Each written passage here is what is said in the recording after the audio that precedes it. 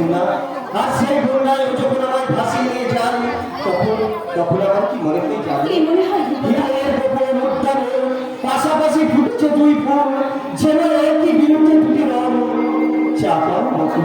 ধ্রুবদা, তুমি আমি তো চাপার বন্যা অনুসরণ করতে করতে একেবারে বকুল তোলায় এসে পৌঁছে গেছি, আর হৃদয় ভরে কুড়িয়ে বলছি এক রাত সুন্দর সুগন্ধ বকুল।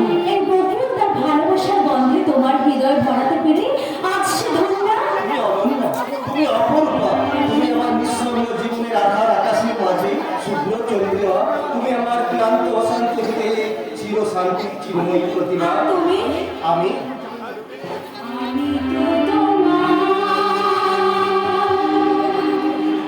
চিরদিনে হাসি কান্না সাথী। আমি তো তোমার চিরদিনে হাসি কান্না সাথী। সেদিন থেকে যেদিন তুমি, সেদিন থেকে যেদিন তুমি মন্দিরে আর মন্দিরে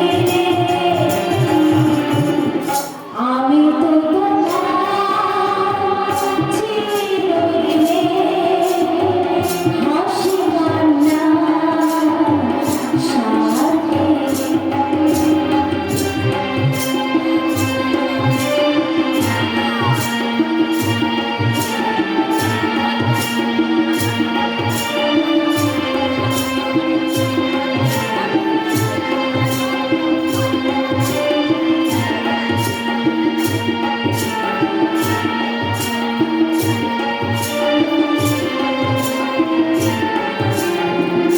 দু চোখে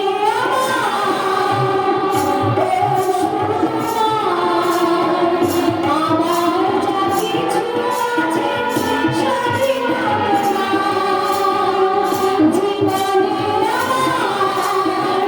হাসি রেখে কান্না যা কিছু আছে স্বাধীনতা সেদিন থেকে যেদিন তুমি, সেদিন থেকে যেদিন তুমি মন্দিরে আর মন্দিরে আমি তো তোমার চিরদিনে হাসি কান্না সাথী।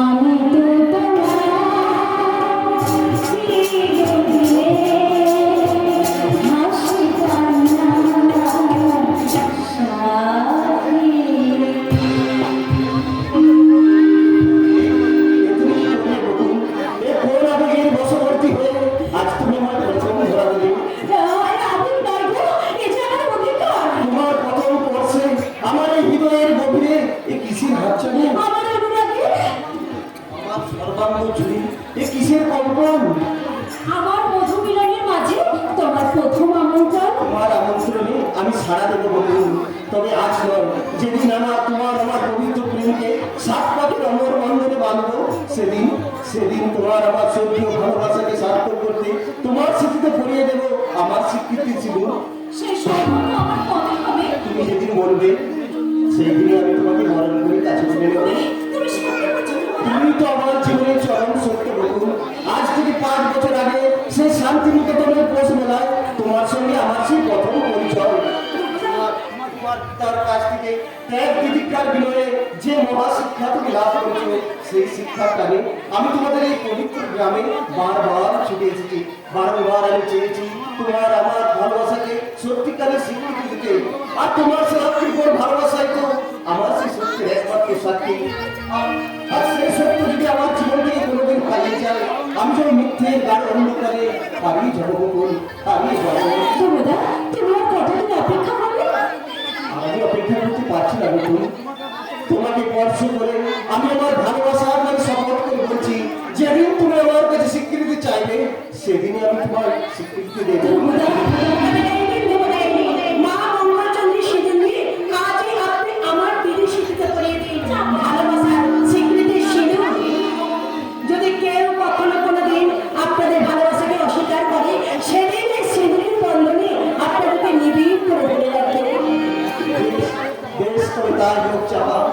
মন্ত্র উচ্চারণের মারামতন না হলেও অগ্নিদেব সাক্ষী না থাকলেও আমি আমার সত্য আর আদর্শকে সাক্ষী রেখে আজ আমি বকুলের স্মৃতিতে এমন কাজ তুমি করো না, তোমার বাবা তো তোমাকে তিরস্কার করবেন। আমি ভাববো ওটাই আমার সত্য রক্ষার একমাত্র পুরস্কার। কিন্তু তোমার ভাইরা যে তোমাকে ধিক্কার দেবে।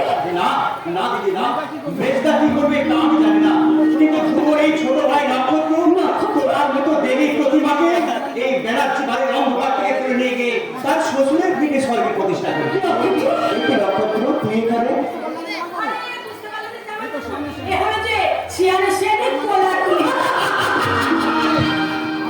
আমি তোমারই সহযাত্রী ভর্তা, তুমি যেমন বকুলদির ভালোবাসাকে স্বীকৃতি চাইছো, ঠিক আমিও তেমনি বকুলদির বোন চাপাকে আমাদের গাঙ্গুলি বাড়ির ছোট বউ করে নিয়ে আমি চলার কিছু এগিয়ে যেতে ভালো চাই। করেছিস ভাই।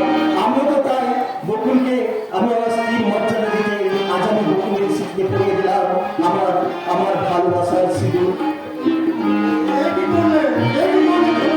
আমার অজান্তে আমার মেয়েকে তুমি আমার আমায় ক্ষমা করবে মাস্টার মশাই, সত্য রক্ষার তাগিদে এবং আমার ভালোবাসা সম্মান রাখতে আপনার অজান্তে এই অন্যায় করতে আমি বাধ্য হয়েছি। বুঝতে পারছি না শুধু মাস্টার মশাই ভালোবাসার মর্যাদা আমি তোমার কিছু বুঝতে পারছি না শুধু ভালোবাসা হ্যাঁ বাবা, হ্যাঁ।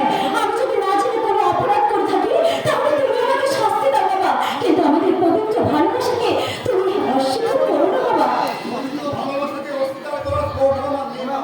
তবে আমার বড় ভয় হয় তোমার মতো একটু গোছরা চাঁদের পাশে তোর মতো মাটির ছোট্ট প্রদীপকে ঠিক মানাবে সবাই। মাস্টার মশাই মাস্টারমশাই, তবে আকাশের চাঁদ যখন মাটির পৃথিবীতে নেমে এসেছে তখন সেই চাঁদকে বিসর্জন না দিয়ে বরং নিশ্চয় বরণ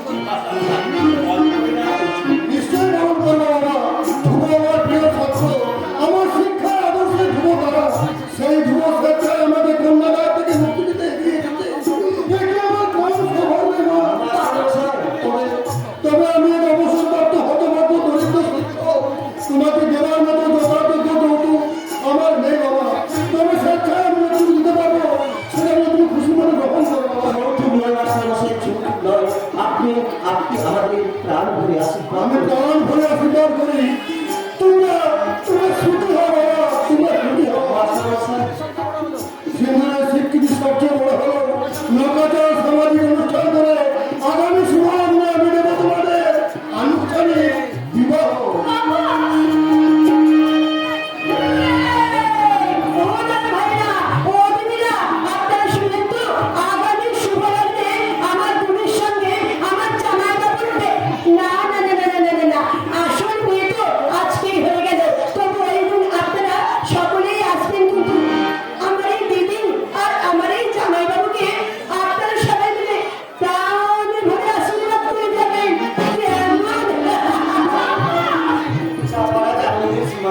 আমারও কি প্রমাণিত হচ্ছে আজ যে আমার জীবনে সবচেয়ে স্মরণীয় দিন। কিন্তু আমার যে ভীষণ ভয় করছে গো। কিসের ভয় বলুন? তোমার বাবা মা ভাই বোন সবাই যদি আমাকে অস্বীকার করে। এই সুন্দর মুখখানা দেখলে হৃদয় ভেঙে হৃদয়েও মমতার ঝর্ণা ছড়িয়ে পড়বে। আর আমার বাবা মা সে তো মাটির মানুষ, তুমি দেখে নিও বকুল, আমার বাবা মা তোমাকে ঠিক বরণ করে ফেলে চলে দেবেন। তাছাড়া আমাদের আনুষ্ঠানিক বিবাহের আগে আমি যেমন করে হোক আমি আমার বাবা মা ভাইদের কাছ থেকে ঠিক অনুমতি চেয়ে নেবো। তবে দুর্ভাগ্যবশত তারা যদি আমাদের সম্পর্ককে মেনে নিতে না চায় আমি বাবা মায়ের পায়ে ধরে বলবো এই যে তুমি এখানে, আর আমি তোমাকে ধন্য হয়ে কেন কেন কি আছে তোমার বাইরে চলে গেল। টেলিগ্রাম এ তো মায়ের টেলিগ্রাম। মা লিখেছেন শ্রেণীর ধ্রুব টেলিগ্রাম পাওয়া মাত্র তুই তাড়াতাড়ি চলে আয়। তোর বাবা মৃত্যু ছুটে তোকে বারবার খুঁজছে। এটি তো মা। বাবা বাবা ভবিষ্যৎ চাই বারবার আমাকে খুঁজছেন। আমাকে একটু বাড়ি যেতে হবে। আমার বাবার যে ভীষণ অসুখ, যে কোনো সময় খারাপ কিছু একটা ঘটে যেতে পারে, তাই আমাকে আমাকে এখানে বাড়ি যাওয়া দরকার। না তা হয় না। আমাদের সম্পর্কের ব্যাপারটা বাবা কিভাবে মেনে নেবে তা হয়তো আমি জানি না।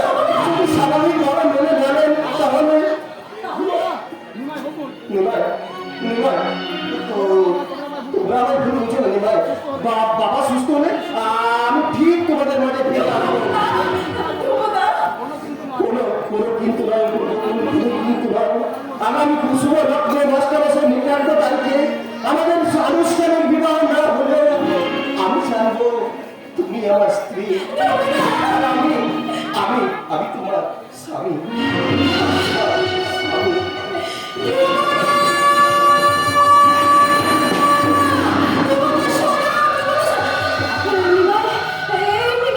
বলতে পারিস ভাই আমার মনটা কেন এত ঘুমাচ্ছে বারবার মনে হচ্ছে আমার আর তোমাদের মাঝখানে নিশ্চয়ই কোনো একটা অঘটন ঘটতে চলেছে। ভয়কে জয় করতে সকল বললি দেখবে সব ঠিক হয়ে যাবে। ধ্রুবদের মতো ছেলে যেমন তোমাকে স্বীকার করেছে তখন তখন তোমার আর সুখের অভাব হয় না বকুলি, তোমার আর সুখের অভাব হয় না। তাই যেন হয় রে নিমাই, তাই যেন হয়। তোর মুখের কথা যেন সত্যি হয় ভাই, তোর কথা যদি সত্যি হয় না ছি ছি ছি ছি ছি, এরম শাশুড়ির মতো কি ভাবছি? আমার স্বামীর বাবা তো আমার বাবা, তার তো সেই অজানা অচেনা অসুস্থ বাবা আনন্দ কামনা করে মা মঙ্গল চণ্ডীর কাছে পুজো দিয়ে আমি বলবো বাবা তুমি আমার বাবাকে ভালো করে দাও মা, তুমি আমার বাবাকে সুস্থ করে দাও। সরধুলি ছাড়া চাইনা কিছু আমি, হে কোনো হৃদয়ে প্রভু সদা তুমি, প্রভু সদা তুমি। চরণ ধুলি ছাড়া চাই না কিছু আমি, হে কোনো হৃদয়ে প্রভু সদা তুমি, প্রভু সদা তুমি। চরণ ধুলি ছাড়া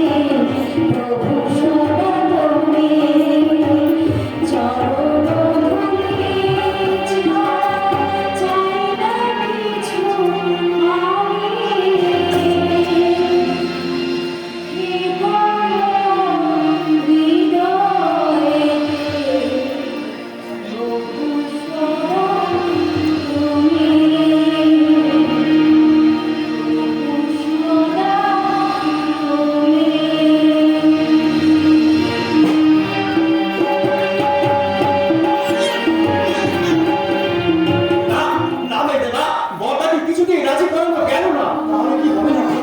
মৃত্যু সজ্জা শুয়ে বাবার শেষ ইচ্ছে পূর্ণ হবে না। সত্যি যদি কোনো একটা অঘটন ঘটে যায় তাহলে স্বর্গে যে বাবার একটা কোনোদিনও শান্তি পাবে না। তবে আমি বুঝতে পারছি বেশটা, কিন্তু কোনো কিন্তু নয়, আমাদের অসহায় অবস্থার কথা ভেবে ওরা দাদাকে না দেখো একবারকে বিয়েতে সম্মত করছে। এখন যদি আমরা এই বিয়ে বন্ধ করে দিই তাহলে আমাদের ফ্যামিলি সম্পর্কে ওদের ধারণা কি হবে একবার ভেবে দেখেছি। আমি বুঝতে পারছি, কিন্তু ওটা কোনো ওকে বিয়ে করতে পারে না। কারণ যে কারণে খায় বড়দা এবারে বড় ছেলে, তাই বড়দা দাদা যদি বাবার ইচ্ছে বা অনিচ্ছেটা পূরণ করে ছোট করে মানসিকতা বড়দা যদি না থাকে তাহলে আমার বেটাকে বড় করে মানবো কেন? কিন্তু বড়টা তো রক্তের মাংসের মানুষ, তাও তো ইচ্ছে অনিচ্ছের কথাটা আমাদের সবার ভাবা দরকার। কিসের ইচ্ছা অনিচ্ছা? হঠাৎ যদি বাবার কোনো কিছু হয়ে যায় আমি কিন্তু বড়দাকে কোনো মতে ক্ষমা করবো না। তোরা আমার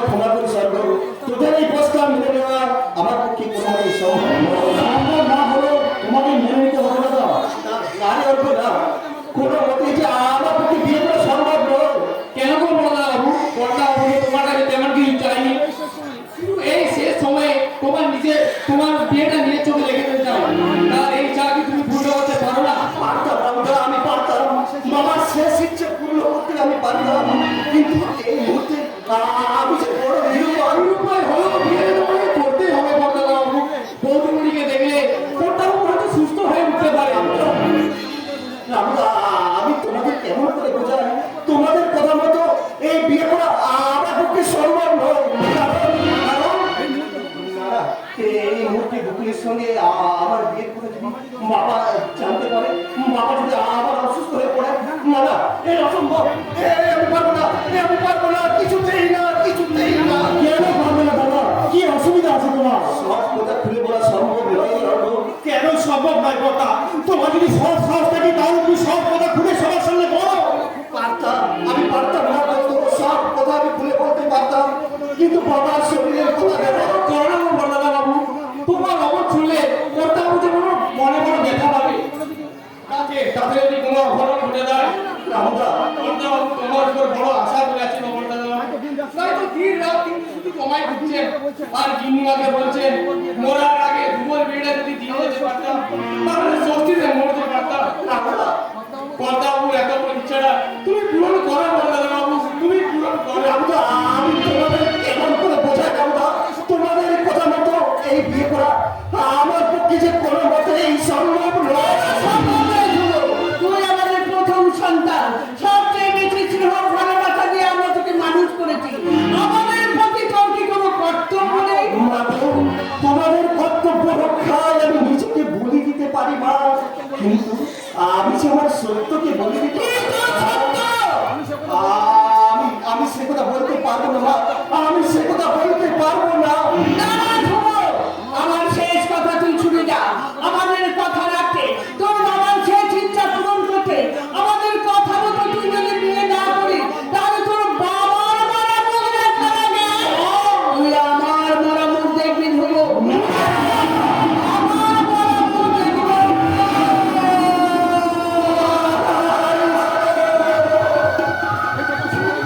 এই কথা শোনানোর আগে তুমি তুমি আমার মৃত্যু দিলে না কেন?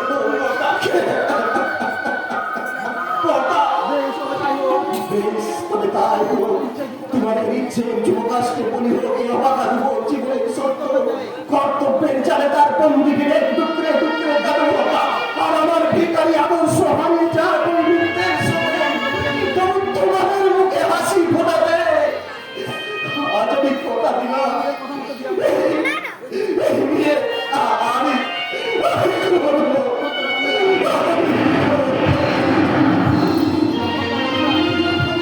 রামুদা, ওখানে বিয়েতে মত দিয়েছে, আমার কোনো চিন্তা নেই। আমি যাই, বিয়ের ব্যবস্থা করে যাই। ঠিক বলেছো বেটা, ঠিক বলেছো। তবে বিয়ে নয়, বিয়ে নয়। আমার জন্য মনে হচ্ছে আমরা সবাই মিলে তার মনের সমস্ত স্বপ্নটাকে ফাঁসি দিয়ে দিলাম। ফাঁসি। না না না, ফাঁসি নয়, ফাঁসি নয়, এ আমাদের কর্তাবাবুর জীবনের নতুন ফাঁসি। আমার মন বলছে এ ধরে ডুববি না, আমাদের আশার তরি একটু একটু করে এগিয়ে যাবে ওই সুখের মোহনায়, ওই সুখের মোহনায়।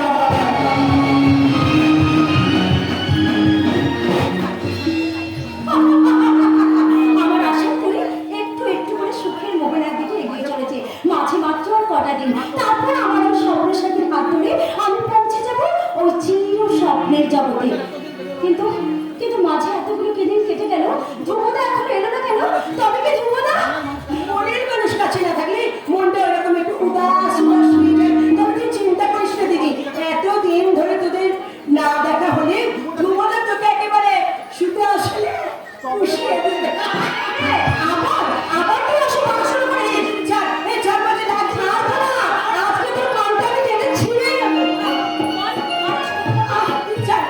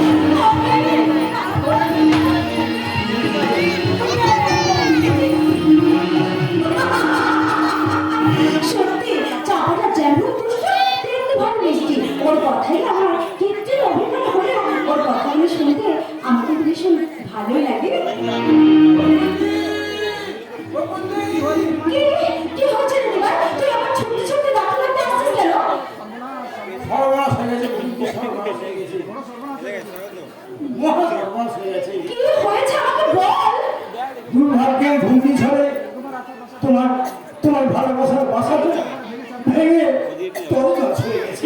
কি বললি? তোর কথা তো আমি কিছুই বুঝতে পারছি না ভাই। কি হয়েছে আমাকে পরিষ্কার করে খুলে বল। ধ্রুবদা, ধ্রুবদা তোমার ভালোবাসাকে উপেক্ষা করে হ্যাঁ? কি করেছে? বিয়ে করেছে।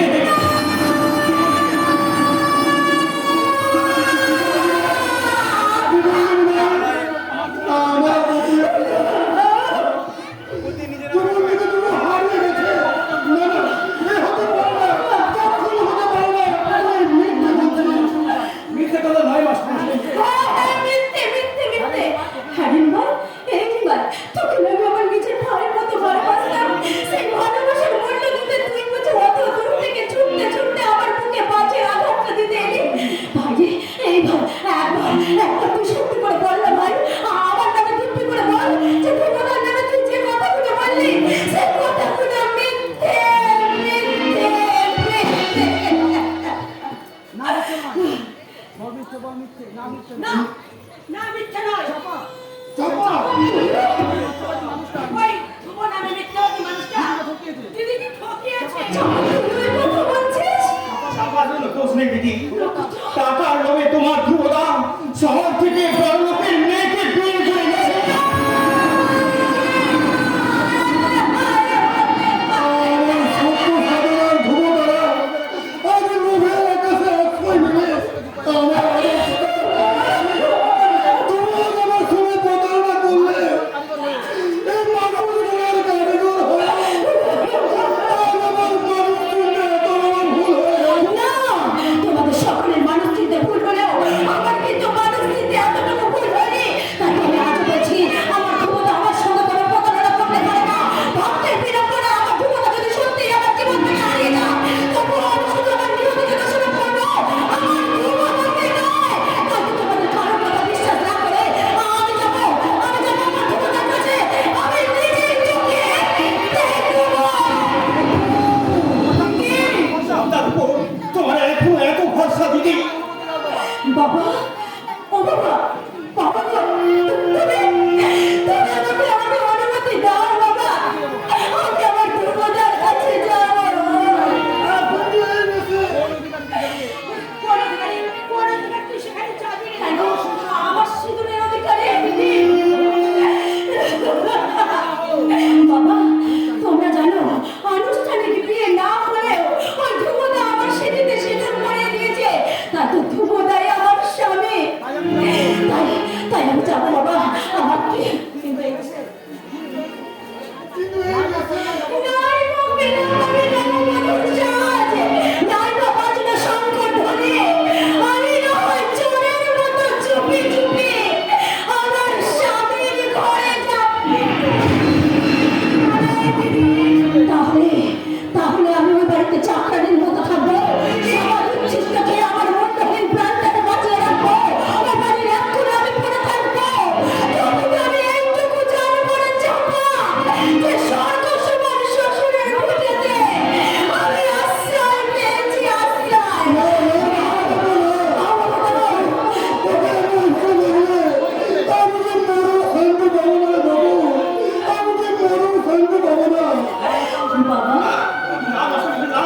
ভয় পাবে না।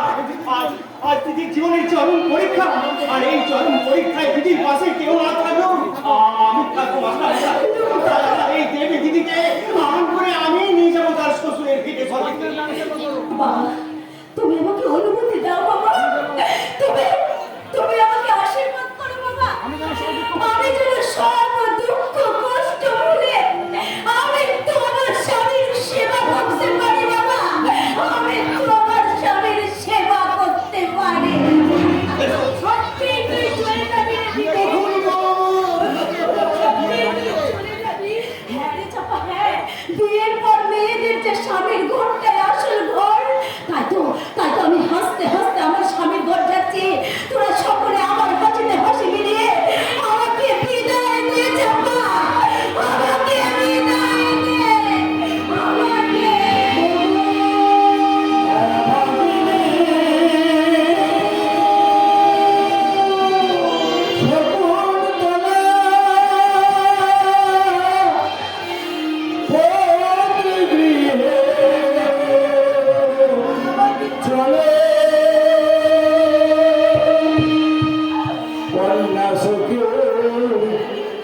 কান্দ বলে হাসে চোখের জলে আইলো হাসে চোখের জলে ও ভাবিনি শকুন্তলা অতি গৃহে চলে কন্যা সেতু বলে হাসে চোখের জলে হাসে চোখের জলে ও ভাবিনি শকুন্তলা অতি গৃহে চলে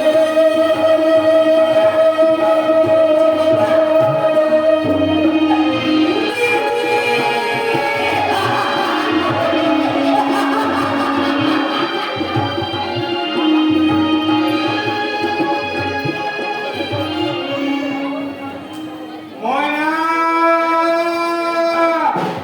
ময়না ও ময়না দেখো দেখো তোমরা আমার ময়নাকে দেখেছো আমার ছোট্ট বোন ময়না গো যে রোজ রাতে আমার বুকে মুখ লুকিয়ে ঘুমাতো তার কচি কচি দুটো হাত দিয়ে আমার গলা জড়িয়ে ধরে বলতো দাদা দাদা আমাদের মা কোথায় রে আমাদের মা কোথায় কতদিন আমি মাকে দেখিনি তখন তখন আমি ওই আধার আকাশের দিকে আঙুল তুলে বলতাম ওই যে আকাশের আধার আকাশের তারাদের মাঝে মিশে গিয়ে মা আমাদের কেমন মিটমিট করে হাসছেন তুই তুই দেখতে পাচ্ছিস না বন্ধা তুই দেখতে পাচ্ছিস না আর ময়না তখন ওই আকাশের দিকে এক পলকে চেয়ে থাকতো আর ঝড় ঝড় করে কাঁদতো আমার কাঁদে না, তার চোখে এক ফোঁটা পানিও ধরে না। তোর বহিন ময়নার গুলি বিলকুল বন্ধ হয়ে গেছে। ওই নিষ্ঠুর হাসি তুমি বন্ধ করো বলো বলো আমার ময়না কোথায় কত কাল তাকে আমি দেখিনি সেই নিষ্ঠুর পিসার চারা দেশে সেই যে ওরা আমার রূপ থেকে ময়নাকে কেড়ে নিয়ে গেল আর একটা দিন আমি তার দেখা পেলাম না আচ্ছা আচ্ছা রোজা ওরা আমার ময়নাকে কোথায় লুকিয়ে রেখেছে জানো আমি দূর থেকে তাকে একবার চোখে দেখা দেখে চলে আসবো দয়া করে সেখানে নিয়ে যাবো যাবি? আরে আরে, তুই যাবি? কিন্তু বিয়ে তো কোনো ফায়দা হবে না রে। কারণ তুই তোর বহিন ময়নাকে বিলকুল চিনতেই পারবি না। আমি আমার ময়নাকে চিনতে পারবো না আরে পারবি কেমন করে? তোর বহিন ময়না দেখুন ওই বস্তাবন্দি লাভ হয়ে ওই গঙ্গার বুকে বাঁচবে। তোর বহিন ময়না দাদা দাদা বলে বহু চিৎকার করেছিল। আর ময়নাকে শান্ত করতে বস্তার সারাদিন মতো শক্ত হাত দুখানা দিয়ে তোর বহিন ময়নার গোলাটাকে চেপে ধরবো। আর ছটফট করতে করতে কয়েক সেকেন্ডের মধ্যে তোর বহিন ময়না বিলকুল শান্ত হয়ে গেল। চুপ করো রমজান তুমি আর বলো না আরে তখন বল বললো, রমজান এই লাশটাকে বস্তায় ভরে ওই গঙ্গায় ফেলে দিতে পারলে তোকে আমি নগদে 1000 টাকা বকশিস দেবো। আর সেই বকশিসের লোভেই তো তোর বহিন ময়নার লাশটাকে আমি একেবারে ওই গঙ্গায় ভাসিয়ে দিয়েছি। আসিয়ে দিয়েছো বেশ করেছো বেশ করেছো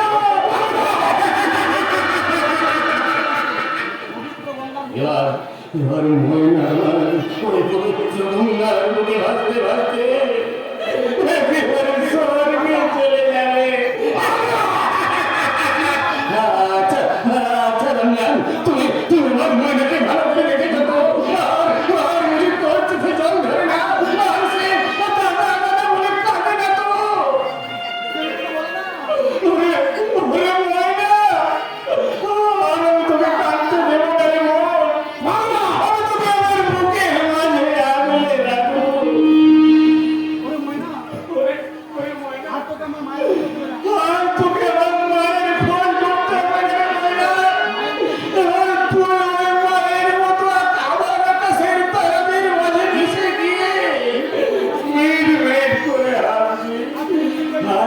আর আমি তোর দিকে চেয়ে চেয়ে বলবো সে আমার ছোট বোন, বড় আদরে ছোট বোন।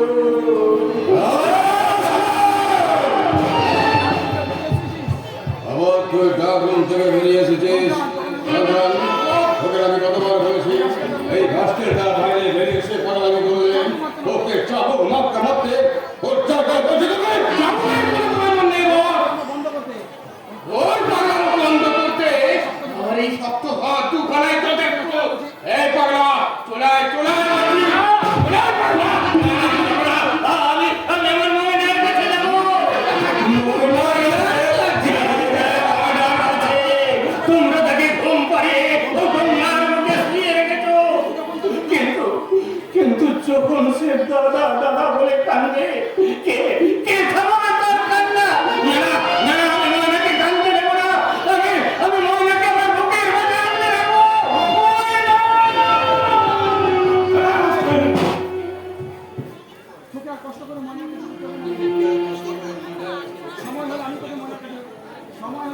সময় হলে আমি তোকে ময়নার কাছে পাঠিয়ে দেবো। ওকে রুমে বসে দে, ডক্টর ইঞ্জেকশন দেওয়ার জন্য অপেক্ষা করছে। আমার তো আর প্রিয় না। ওই ইঞ্জেকশন দিয়ে আমার সারা শরীরটা যেন ধর ধর করে জ্বলে ওঠে। ওই অসহ্য যন্ত্রণায় আমার মাথার শিরাগুলো যেন ছিঁড়ে যায়। আমি সইতে পারি না গো। সেই অসহ্য যন্ত্রণা আমি সইতে পারি না। পারবি কেমন করে? আরে পারবি কেমন করে? ওতে যে বীজ ভরাছে। এবার আমি একটু একটু করে তোর সারা শরীরে বিষ সেবন করবো। তারপর যখন ওই বিষ তোর শরীরের সারা অঙ্গগুলোকে ঠিক তখনই তুই উন্মাদ হয়ে যাবি। তুমি আমাকে উন্মাদ করে দিল না। আমি সুস্থ স্বাভাবিক ভাবে বাঁচতে চাই। তুমি আমাকে বাঁচতে দাও দাদা। দেবুনি কঙ্কন দেবো, তোকে আমি সুস্থ স্বাভাবিক ভাবে বাঁচতে দেবো। কিন্তু তুই যদি আমার কথা মেনে নিয়ে আমার দিকে সাহায্যে হাতটা বাড়িয়ে দিস দাদা তোর জন্য, শুধুমাত্র তোর জন্য মৃত্যু আমার জীবন থেকে হারিয়ে গেছে। আর তাকে হারিয়ে আজ আমি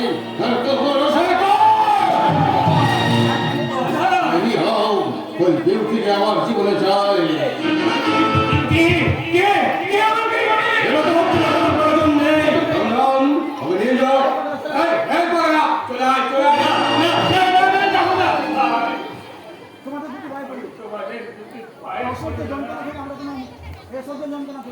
এই অসহ্য যন্ত্রণা থেকে তোমরা আমায় মুক্তি দাও। আর কখনো অন্ধকার রুম থেকে বেরিয়ে আসবো না।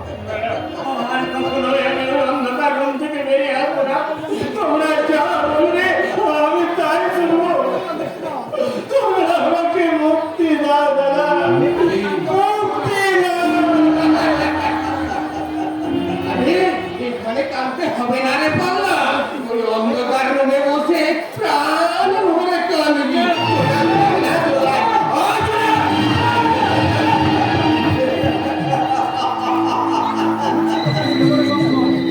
মুক্তি আমি তোকে মুক্তি দেবো রে কঙ্কন।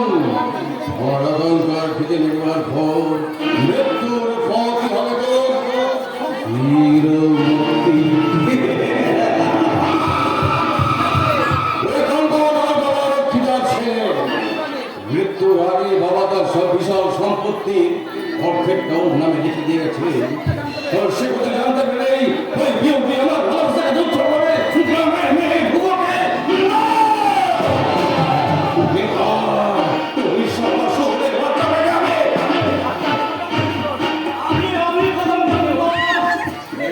ও শুনলাম হ্যাঁ ভগবান আমার আচ্ছা নেই বস। আমি খাম করলাম বটে, लेकिन দেখলাম কি খাম করবার পরে ঘন্টা পুষ্প শিকারি কাজে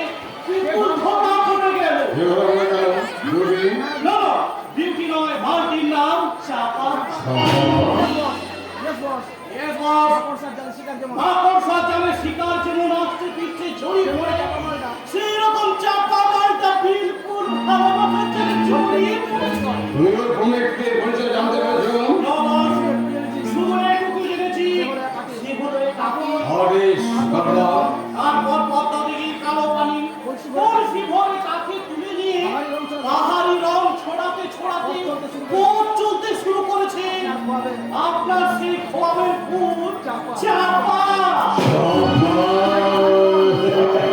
আর সেই পাহাড়ি রং সর্বাঙ্গে যেন ঝলকে উঠে উঠছে এক রাস যৌবনের ঢেউ।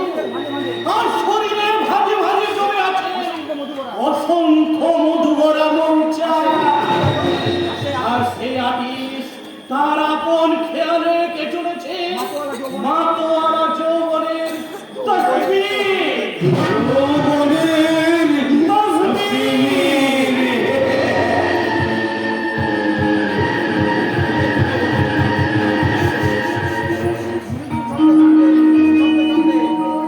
মৃদু ছন্দে ছন্দে পা ফেলে এগিয়ে চলেছে সোনার গায়ে সোনার মেয়ে চাপা। তাকে জল ভরা মাটির কলসি কাজল কালো এলো চলে ঝেড়ে পদ্ম দিকে ঢেউ খেলা করছে।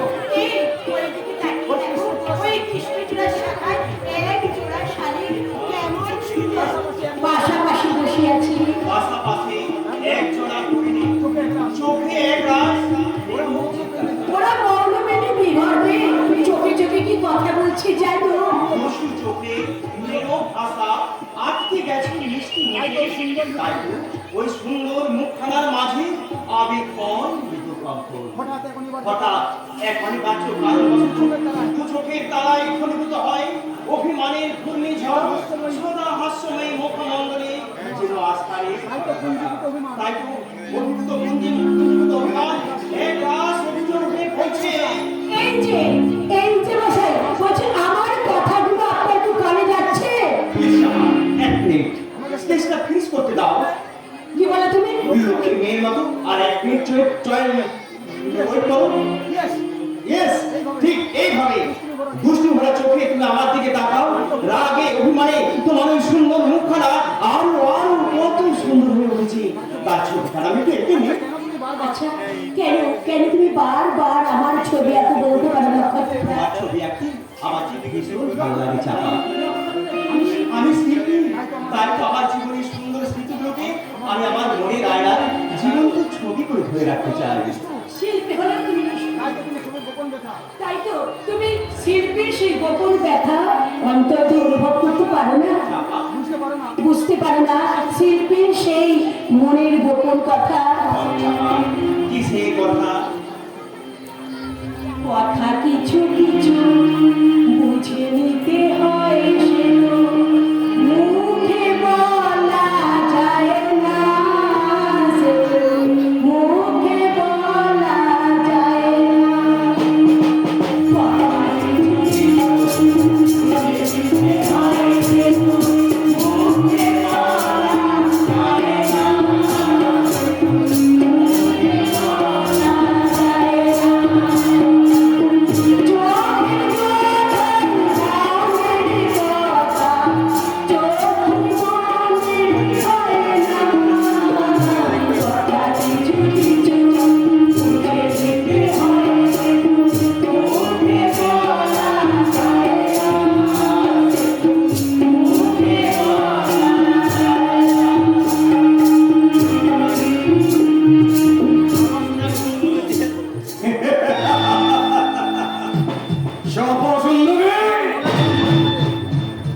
তোমার মনের কথা মনের মাঝে গুনরে গুনরে কাঁদবে।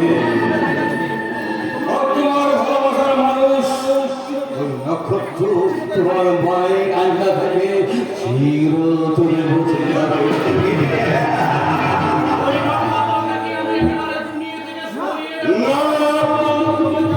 লোভের জাল ফেলে আমার ভালোবাসার শিকার আমাকে ধরলে ওই নক্ষত্র এমনিতে অনেক দূরে সরে যাবে। তুমি বারবার ওর সামনে গিয়ে প্রেমের নাটক করবে। এই ভালোবাসার লোক দেখিয়ে যদি মালটাকে তুলে আন যায় ভালো তোমার ইচ্ছা যে কোনো প্রভাবে সুন্দরীকে আমার এখানে এনে হাজির করবে। হ্যাঁ এলো তোমার কাজের অ্যাডভান্স।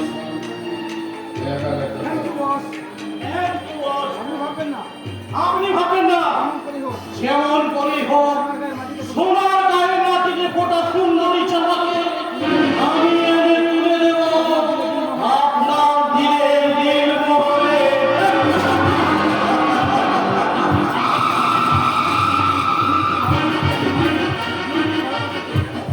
কেউকে ভালোবাসা ছেড়ে আমি পাইনি, তোর ভালোবাসা নয়। মধু মধু তুই সব সুন্দরীর যৌবনের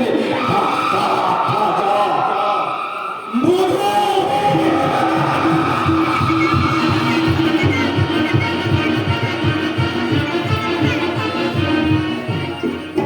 এই দেখো মমতা, আমি এখন আগের থেকে অনেকটাই সুস্থ হয়ে গেছি। বুকের মাঝে যন্ত্রণাটা কোথায় যেমন মিলিয়ে গেছে, আর কথা বলতো আর আমার একটু কষ্ট হচ্ছে না। তবুও ডাক্তারবাবু বলেছেন তোমার বেশি কথা বলা চলবে না। তোমরা অযথাই ভয় পাচ্ছ মমতা, দেখে নিও আর আমার কিচ্ছু হবে না। বাবা এই যাত্রায় বাঁচিয়ে দিয়েছে। আমি জানতাম ভুবো আমায় নিরাশ করবে না। ভুবো যে আমাদের সামনা প্রশ্ন, ভুবো যে আমাদের আকাশের উত্তর, ভুবো তারা। ভুবন মেয়েকে তুমি খুব খুশি হয়েছো তাই না গো? কোনো খুশি নয় মমতা, এ আমার জীবনের সবচেয়ে বড় সান্ত্বনা। মৃত্যুর পূর্বে পিতার অন্তত একটা কর্তব্য করতে পেরেছি, তাই তো আর আমি মৃত্যুর জন্য ভয় পাই না। শ্রী এমন অলক্ষণে কথা বলতে নেই গো, এমন অলক্ষণে কথা বলতে নেই। না, মমতা, আমার কিচ্ছু হবে না। তোমার শ্রদ্ধা, ভক্তি, ভালোবাসা তুমি বিচ্ছিন্ন করে তোমরা এত সহজে আমাকে তোমার কাছ থেকে কেড়ে নিতে পারবে না। তাই যেন হয় গো, তাই যেন হয়।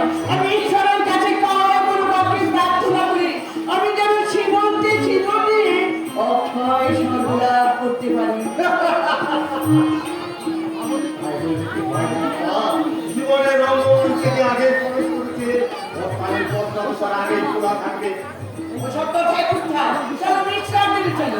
আজ আমার দুপুর পুজো চলছে, ও যখন এসে শুনবে যে এখনো তুমি না ঘুমিয়ে তুমি জেগে আছো, তাহলে ও হয়তো এক্ষুনি এসে বলবে কি বাবা, এই অসুস্থ শরীর নিয়ে আপনি এখনো এত রাত পর্যন্ত জেগে আছেন? অসুস্থ কোথায় গেছিল? এখন তো আমি পুরোপুরি সুস্থ। মনের দিক দিয়ে আপনি সম্পূর্ণ সুস্থ হলেও শরীরের দিক দিয়ে আপনি সম্পূর্ণ সুস্থ নন বাবা। তাই বলছি ছেলে মানুষ না করে যান, বিশ্রাম নেবেন, যান। মা মা তুমি বাবাকে উপরের ঘরে নিয়ে যাও, আমি তোমার বোমাকে পাঠিয়ে দিচ্ছি। না ঢুকো না, আর তোদের ফুলে সজ্জা। দুজনের প্রতি দুজনের অনেক কর্তব্য আছে, আর সেই কর্তব্য পালন না করলে আদর্শ স্বামী স্ত্রী হতে পারা যায় না। মা তোর বাবার জন্য ভাবিস না, আমি তো আছি। যা বাবা যা, তুই ফুলে সজ্জার করে যা। বৌমা হয়তো তোর জন্য অপেক্ষা করে বসে আছে। বেশ, তবে তাই হোক মা। তোমাদের আশীর্বাদ মাথায় নিয়ে আজ আমি নতুন জীবনের পথে পা বাড়ালাম।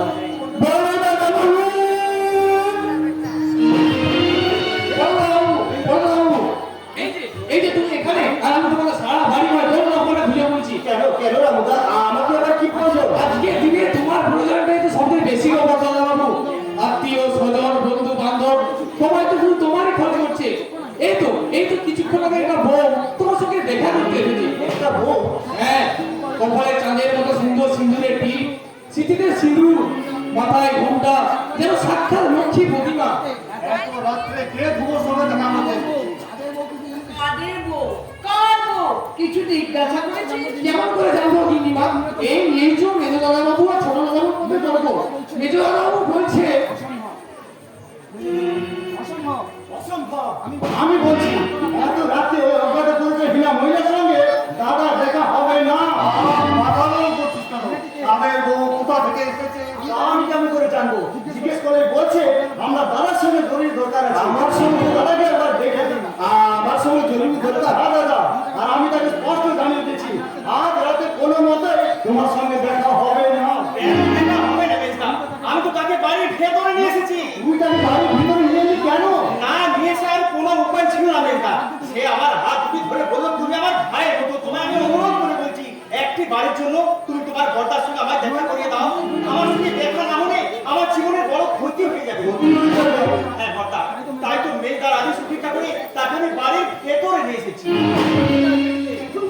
কিন্তু আমি জানতে চাই মেয়েটি কে? আমি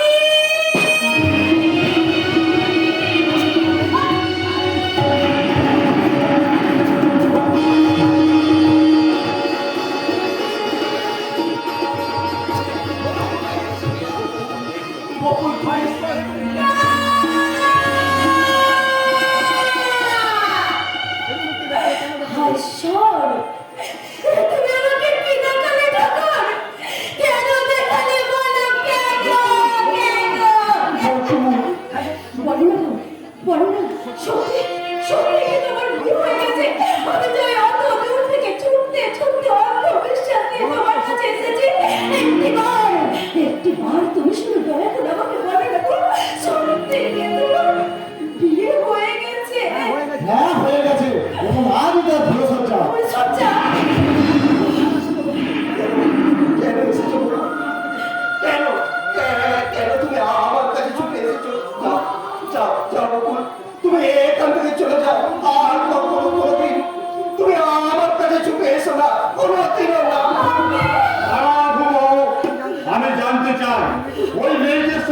কিসের সম্পর্ক আর কোন প্রয়োজনে এত রাত্রে অত সময় দেখা করতে এসেছিস? আর কেন না এত রাত্রে তুই ওকে এখান থেকে চলে যেতে বলছিস? বাবা কি হলো দেরি করছিস কেন?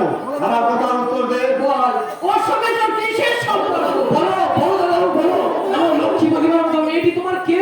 আচ্ছা একটা অজানা অপরিচিত মহিলা মেয়ের সম্বন্ধে তোমার সবাই কৌতূহলের কারণটা আমি জানতে পারি? আর নিশ্চয়ই থাকতে পারে।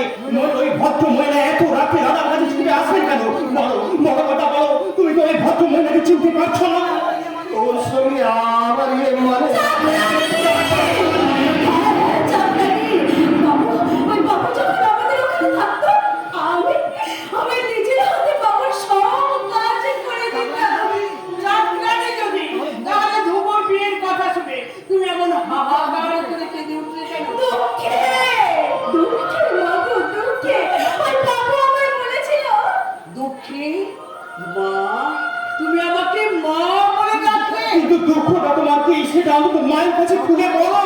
ওই বাবু আমাকে বলেছিল, বকুল, যখন আমার বিয়ে হবে তখন তুমি নিজের হাতে সম্পত্তি উলুধ্বনি করবে, যাতে আমার নিজের অজান্তে ওই বাবুর বিয়ে হয়ে যায়। আমি যে ভীষণ কষ্ট পেয়েছি, কষ্ট। তোমার দুঃখের কাহিনী শুনতে শুনতে দাদা ফুল সজ্জার আনন্দে নাচি হয়ে যাবে। কাজে এবার তুমি যেতে পারো। কিন্তু এত রাতে উনি যাবেন কোথায়? ও তাই তো, এটা মেয়ে মানুষ একা বাইরে গেলে বিপদে পড়তে পারে। ঠিক কথা, এত রাতে তুই যাবে না কেমন করে? তার চেয়ে আজের রাতটা এখানে থেকে কাল সকালে না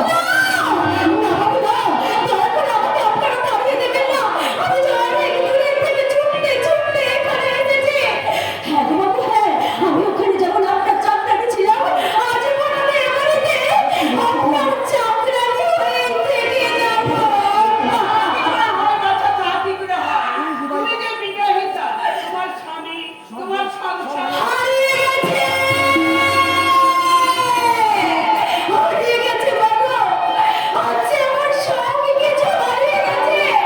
বিশাল বড় পৃথিবীতে আজ শুধু আমি একা। তাই তো আপনাদের সকলের কাছে আমি হাত জোড় করে বলছি, দয়া করে আপনারা আমাকে যা খেতে দেবেন আমি তাই খাবো, আপনারা আমাকে যা বলবেন আমি তাই করবো। শুধু দয়া করে আপনারা আমাকে এবারে করে একটুকু আশ্রয় দিন বাবু, আশ্রয় দিন। অসম্ভব। দুজন কাজের লোক রাখার মতো বিলাসিতা আমাদের মানায় না। না, আর এর জন্য তোমাদের আমাকে একটা করে মাইনে দিতে হবে না। কিন্তু পেটেরও কিছু দিতে হবে, তার তো একটা মিনিমাম খরচ আছে নাকি? আর অর্থ আমার মনে হয় দাদা ওর মনে কোনো অসৎ উদ্দেশ্য আছে, আর সেই উদ্দেশ্য পূরণের জন্য বিয়ে মাইনে চার আমি সেজে এই বাড়িতেই থাকতে চাই। না জেনে শুনে একজন ভদ্র মহিলার সম্বন্ধে এই ধরনের কটু কথা বলা উচিত নয়। কৃষ্ণ করতে আমার চুপ কর। আমি সহ্য করতে পারছি না, আমি সইতে পারছি না। আমি তোকে অনুরোধ করছি বকুল, তুমি দয়া করে এই বাড়ি থেকে চলে যাও। আর কখনো কোনো আশা নেই তুমি আমার কাছে তোমার আমার অতীতের সম্পর্ক আর সব শেষ হয়ে গেছে। তুমি এই বাড়ি থেকে চলে যাও। না, ও কোথাও যাবে না, আজ থেকে এই বাড়িতেই থাকবে। কিন্তু বাবা অন্য কিন্তু নয়, ওর ফালতু যে টাকাটা খরচ হবে সেটা তোর মাইনে থেকে টাকা যাবে না। আর ওর উদ্দেশ্য অসত্যি সব তার বিচারটা না হয় আমি করবো। এই যে মন্ত্রী বলি, উনি দয়া করে আপনাদের নিজের সময়টা ভঙ্গ করবেন কিনা? কথা তুমি, আমি একটা দয়া চাকরানিকে নিয়ে আপনারা সবাই মিলে যেভাবে মারামারি করছেন, তাতে মনে হচ্ছে আপনাদের যে বিয়েছে ওই চাকরানিকে করা আনন্দটাই আপনাদের কাছে বড় হয়ে যাচ্ছে। একটু আস্তে কথা বলো, অনেকে আত্মীয় স্বজনরা রয়েছে, সবাই শুনতে পাবে। ভয় পাবে, আমার কি? তুমি কি ভুলে গেছো যে আজ আমাদের পুরো সজ্জা তোমার জন্য সারা রাত পুরো সজ্জায় ভরে যাবে, অপেক্ষা করে বসে থাকতে হবে। বৌমা, তুমি তোমার ঘরে যাও, ধুবা একটু পরেই যাচ্ছে। না, তোমার এক্ষুনি আমার সময়টা নেই। কি বললে বলছো তুমি স্বামীর নাম মুখে আনলে? কেন? সময়টা মুখে আনলে মুখে প্রশ্ন করে নাকি? হয়তো করবে না বাবা। তুমি কি জানো না স্বামীর নাম ধরে ডাকলে তাকে অসম্মান করা হয়? স্বামী হলো মেয়েদের কাছে দেবতা। দেবতা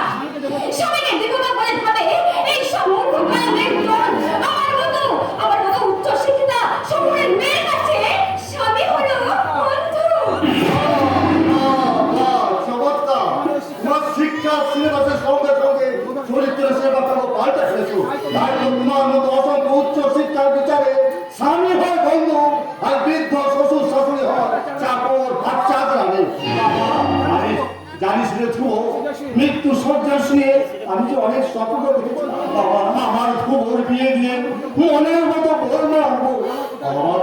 আমার কথা রাখতে ধ্রুব বিয়ে করলো, কিন্তু কিন্তু যাকে আনলো সে বৌমা নয় রে ধ্রুব, সে একটা বৌমা।